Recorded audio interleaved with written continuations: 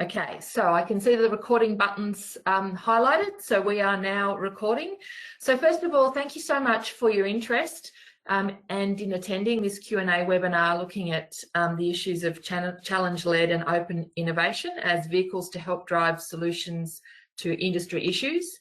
Just to give you a little bit of background, the project has come from a process that AgriFutures runs, which is known as ENRI, which is the Emerging National Rural Issues Forum, which is where a bunch of the RDCs get together and talk about issues of common interest. So this is one of those issues of common interest, and I think it's important to understand the target audience for this work, which will actually be the RDCs and the potential for the RDCs to collaborate in holding something like a challenge-led or open innovation process going forward. So it's for those RDCs that we are undertaking this research, and I do look forward to getting your questions in the chat box on the way through. We'll do our best to answer them. Anything that we can't answer immediately, I'll take on notice and come back to you. So without further ado, we'll get cracking. It does feel a little bit weird not to be able to see anybody or hear anybody but myself. But anyway, off we go. So basically, I've touched on some of these issues. So AgriFutures National Rural Issues Program is the one that I look after, was previously part of a larger, I guess, suite of activities that Jen Medway looked after. And this particular request for quotation is looking at giving us information to help us actually be able to potentially run a challenge-led innovation. As the RFQ says, it basically, so going on to the next slide, it basically covers three particular types of challenge that we're interested in exploring. So the first is, I guess, probably more of your traditional challenge-led innovation, where we would come up with a defined question and we would put that out seeking responses. The second type of challenge that we're interested in getting more information about is an open competition round, which I guess when I think about back in the day, I used to watch a show on television called The Inventors. This may actually be more in line of that show, The Inventors. So the idea being there may well be primary producers or others associated with the industry that are out there who've got a solution to a burning issue, and they're just seeking a little bit of assistance to get that across the line. So that could be, the assistance could be, for instance, financial, but it could also be direction to other programs or projects that are running, such as you know, startups or incubators. The third type of innovation challenge that we're looking to run is one around recycling or reusing research that's already been done. So this one again would be an open competition round, and it would pick up research that's been undertaken and look to repurpose it. So this is, I guess, a value add, trying to make sure that something that might have been created for, say, dairy might have application in seafood, for instance. So we're looking for some information and processes about how we could actually run that sort of challenge. So that, I guess that's the guts of what's in the RFQ. But what does that really mean, and what are the critical things that we'd really like to see you consider in your response to our RFQ? The first thing I want to say is I'd really encourage you to begin with the end in mind, and that end is for, as I said, the RDCs to potentially collaborate on running a challenge-led innovation, looking at those three different scenarios. So the end users, being the RDCs, it's just important to understand that they have probably a different risk appetite to some of the other people that would be running challenges. And that risk appetite will vary across the RDC spectrum. So it's really important that we can come up with a methodology, which is your challenge, to help us come up with that methodology that's going to give some level of surety about the outcomes of running a challenge-led process. So that piece I think is really important. On the way through this, if you have any questions that you need to ask to help understand our intent, if I haven't made that clear enough, then please put them in the chat. I guess the point that I really now just want to focus on is that this request for quotation isn't for running a challenge competition in itself. This is to give us the information that we need to be able to have a discussion with the RDCs to decide whether it is something that AgriFutures and the other RDCs can collaborate together on holding, or if, you know, it might be something that all the RDCs want to contribute or participate in, but it may well be that just a few want to. So we really need to try and de-risk the whole process of running a challenge.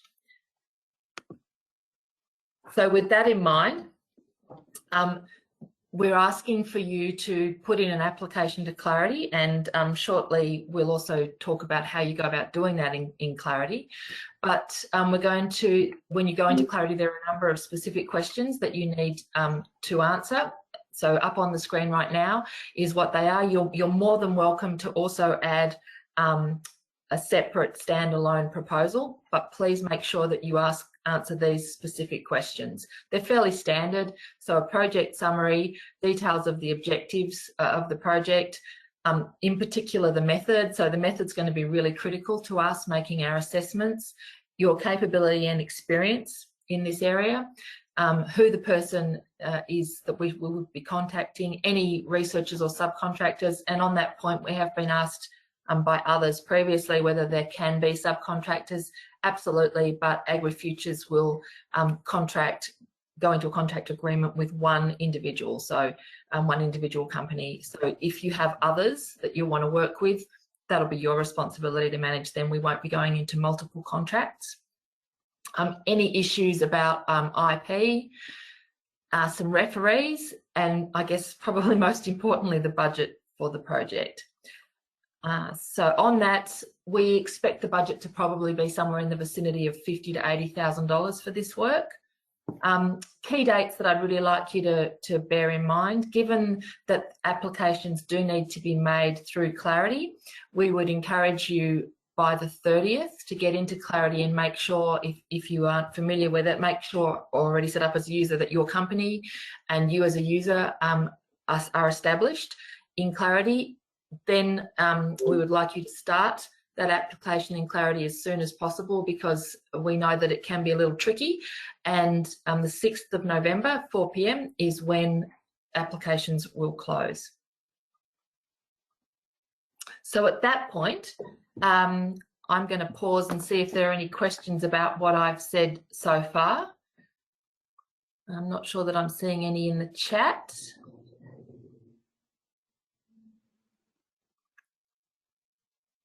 No? Okay. So I would like to hand over to Nicole Legovich. And Nicole, I'm going to be flipping through the slides for you. So if you could let me know in the chat when you'd like me to move slides, that would be great. And Nicole, I'm hoping we'll be able to speak and run through some issues to do with how to use Clarity. Oh, so Phil, to everyone, this is being recorded. Sorry, you must have just come in a little late. So yes, it is being recorded. So I'm going to hand over to Nicole. Thanks, Jane.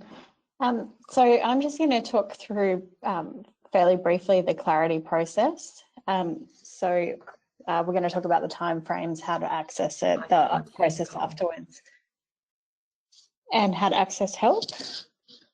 Can you hear me?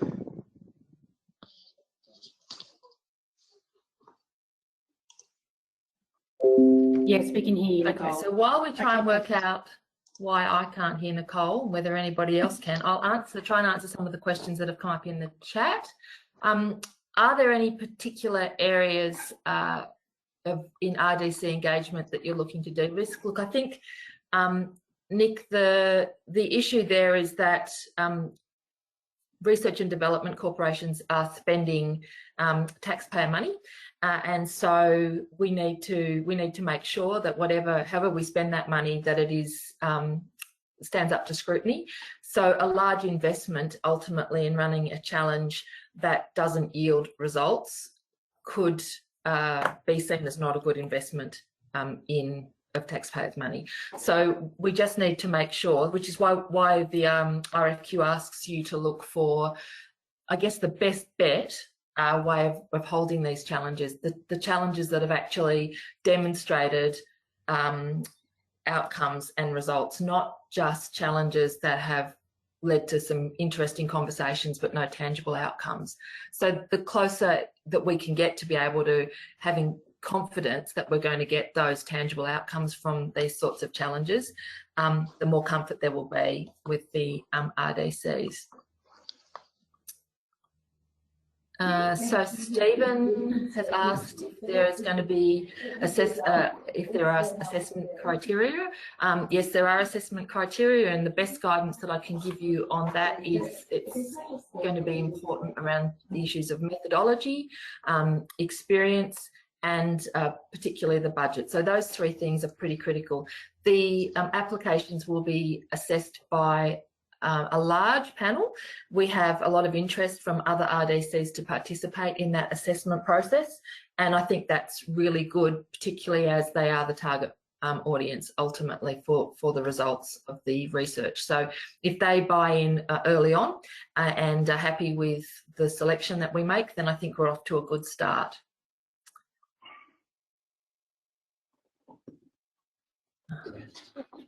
So Jane, there's another question in the chat from Paul saying, given open innovation and challenge-led innovation are more sophisticated.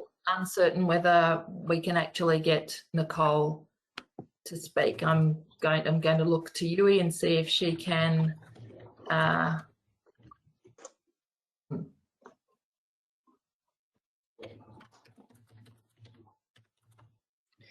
I can't hear you. So I'm going to shut up. Okay, so sorry, it's Pip on the line here. So I might just revert quickly to a few more of the RFQ-based questions that are coming up into chat, and then we will go to Nicole and talk you through the clarity process of actually submitting your RFQ. And so the one here from Paul is, given open innovation and challenge-led innovation are more sophisticated than crowdsourced innovation, which is just a straight ideas submission from anyone, in any relative terms less successful, do you want those included in the analysis? It would be good to see how, I suppose, crowdsourced innovation compares in producing, you know, at varying levels of readiness or applicability, solutions that could then be taken forward to have, you know, tangible impact on industry in some way. It really is, this RFQ is really about scoping out the different formats, delivery formats and structures of, you know, open innovation and challenge-led innovation, and seeing if there is stronger correlation between a particular format that would give the RDCs a best path forward and best, you know, best practice within our environment and with delivering value to our stakeholders that we possibly can in a newer innovation pathway. So I hope that answers that question.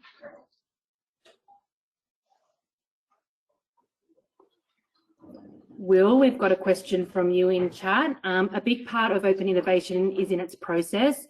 Does the review need to consider capability and capacity within RDCs to oversee, manage or execute open innovation? That's a really good question, Will, and I'm sure most people on this line can understand the resourcing capacity and skill set needed to actually deliver an RDC-led you know, challenge event. And so we are looking at all forms, whether it's running one ourselves or are there great models already existing out there that we can partner with that have got aligned networks and challenge areas that could actually deliver outcomes to our industries. So and being really honest about the resourcing that's needed to deliver one of the, you know, I suppose higher yielding formats in this process is really important to us, because if it is something that we do decide to do, we'll actually need to work out how we're resourcing that and if that is the most efficient way to do it. Thanks, Will. Nick, you mentioned the scope of this RFQ is primarily around methodology. The RFQ documentation also mentioned to document and a delivery plan and cost to deliver the methodology. Just wanted to clarify how much detail you are looking for within the submission. I said, okay, Nick, so that is really good. And so with a focus on methodology, but really having a look at how much, and this goes back to Will's question, how much resourcing capacity and infrastructure that is needed to set up and then consistently deliver these challenge events is really important too. So, so yeah, I mean, it all boils down to cost, but you might put that in terms of, you know, one of the key costs would be staffing, advertising, you know, resourcing partners to deliver solutions to market. So, you know, something like, you know, open source crowdfunding, like that's relatively low touch, low resource a lot of the time, but involved in often more successful open innovation pathways or challenge-led innovation pathways actually take a bit of resourcing behind them. So I think it is good to acknowledge in responses, you know, yes, this is the best, but it's also most likely to be the most expensive in the ballpark of either needing this sort of FTE or expenditure.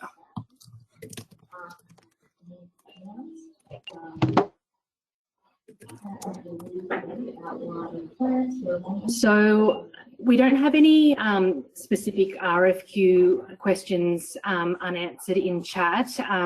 Feel free to put them in, but we might hand it over to Nicole Legovich now to move through the presentation around clarity. So we'll just give one moment to pull up that slideshow, and we'll move into the submission portion of the presentation. Thanks, Nicole. Thanks, Pip. I'll just give Jane a minute to get the presentation back up. Yes, I'm here.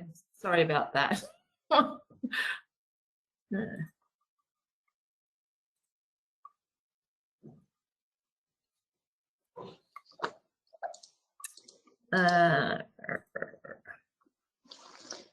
I might start running through the process while Jane's still looking for that. This part's pretty straightforward. So as Jane mentioned, we strongly encourage that you check to see if you have access to Clarity by the 30th of October. That just gives plenty of time for us to set you up in the system or reactivate your account if you haven't used it for a while.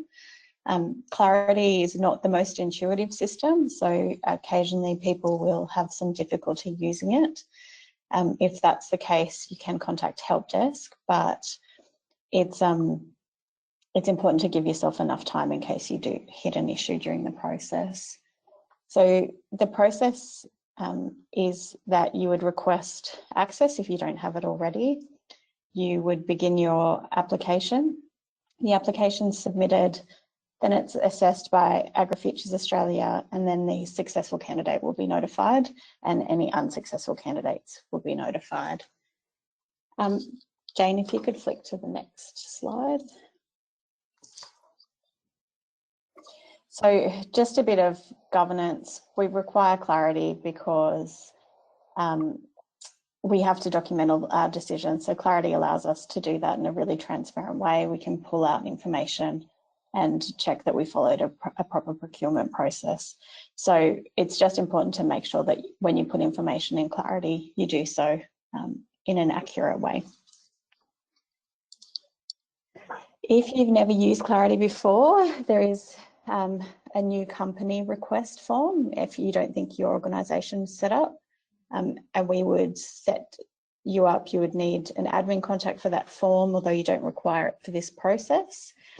The lead investigator or researcher on this project, the main submitter, needs to be the person listed because they will be responsible for submitting against that project.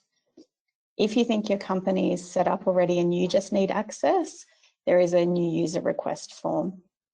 And if in doubt, just use the full company request form.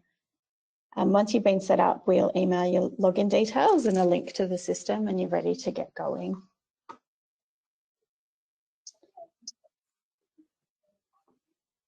Jack, I'll have to check into that. We normally action them fairly promptly, so I will double check and see what's happened to your requests. There's a few of us looking after it, so if you haven't received it already, it shouldn't be very far away.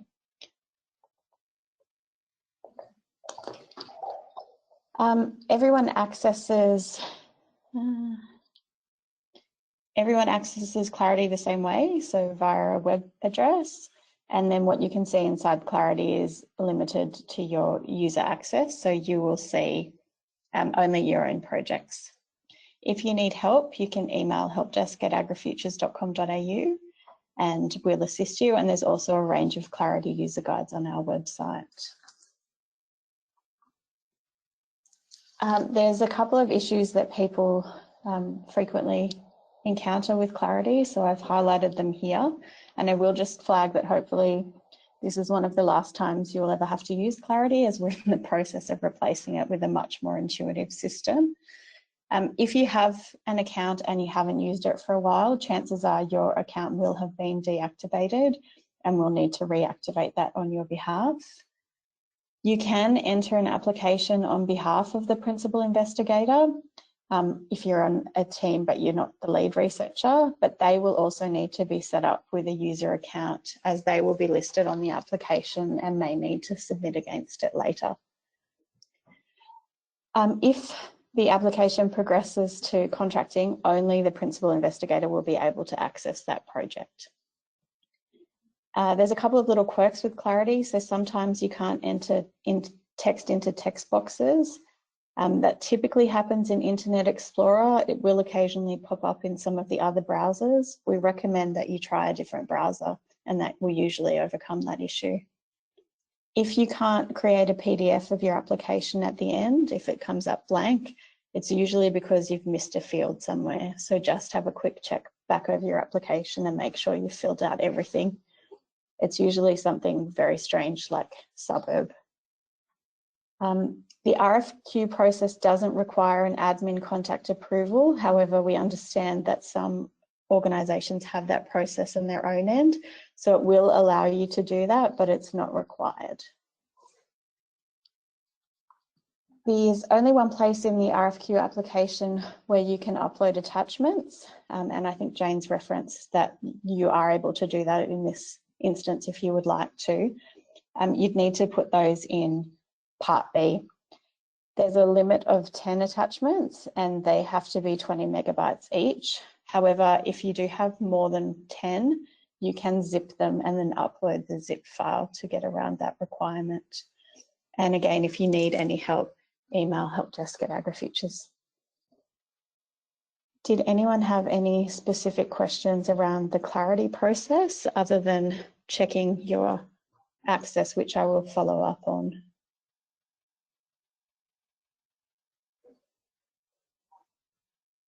Well, there's no questions in the chat, so I might hand back to you, Jane.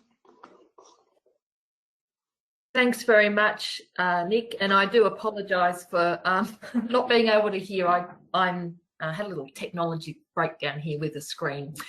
So the recording of this session is going to be uploaded to the AgriFutures YouTube channel.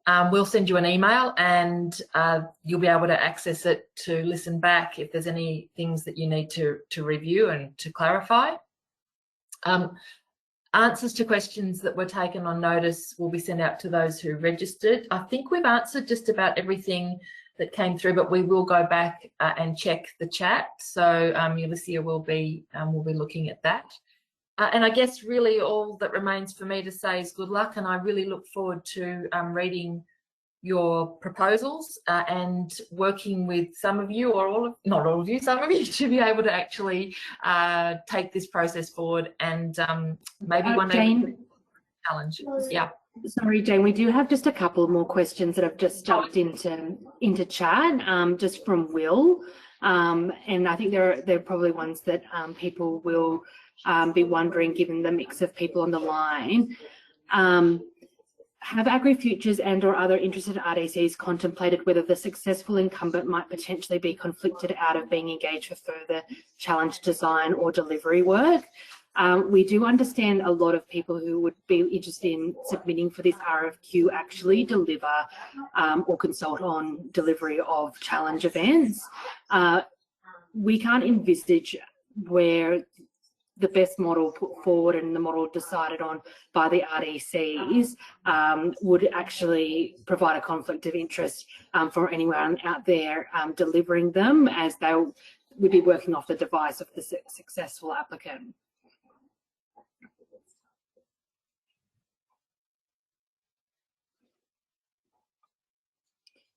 So just because you do the scoping work doesn't mean you wouldn't be applicable to be engaged to deliver a challenge event on behalf of AgriFutures or the RDCs.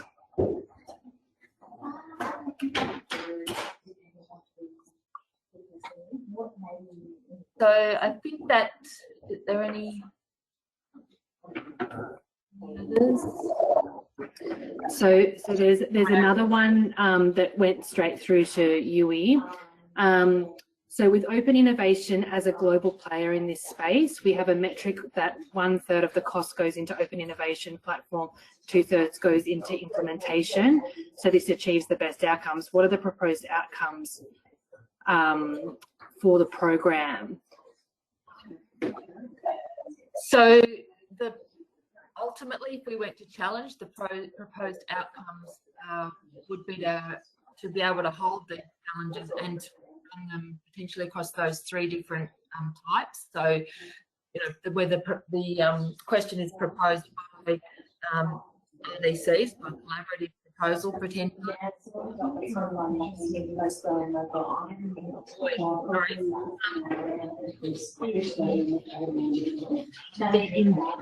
approach and the repurposing of research. So they would be the 3 types of challenge and open innovation we'd be looking to hold. In terms of the proposed outcomes of running those, well, obviously we would be hoping for improvement in issues that are currently facing rural industries. So some transformational changes would be great. I don't know if that's really quite where that question was going, but we wouldn't be running this for any other reason than to actually see some tangible outcomes if we went to run a challenge.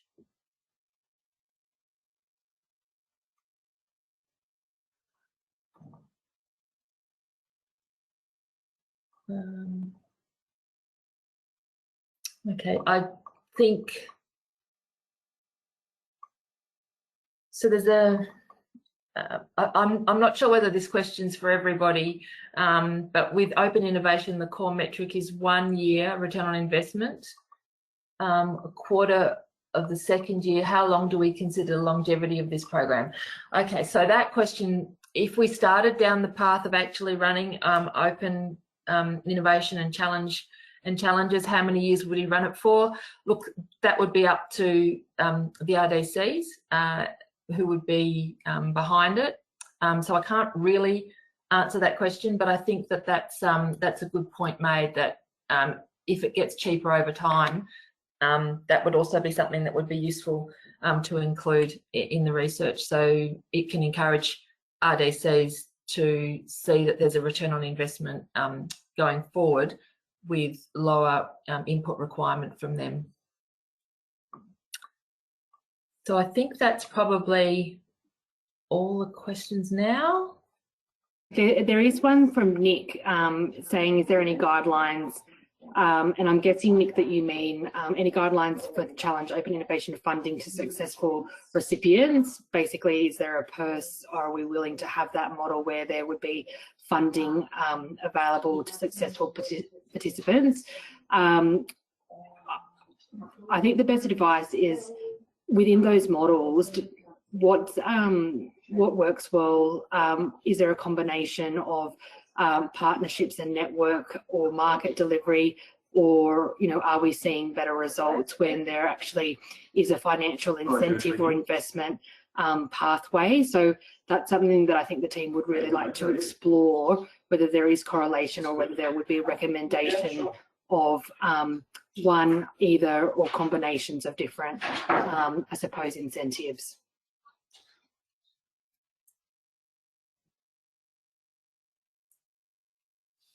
Every time I say there's no more questions, there's more questions. I'm not sure I can see them all. There's no new ones, but we will go back through and make sure that we haven't missed any, and the team will respond via email.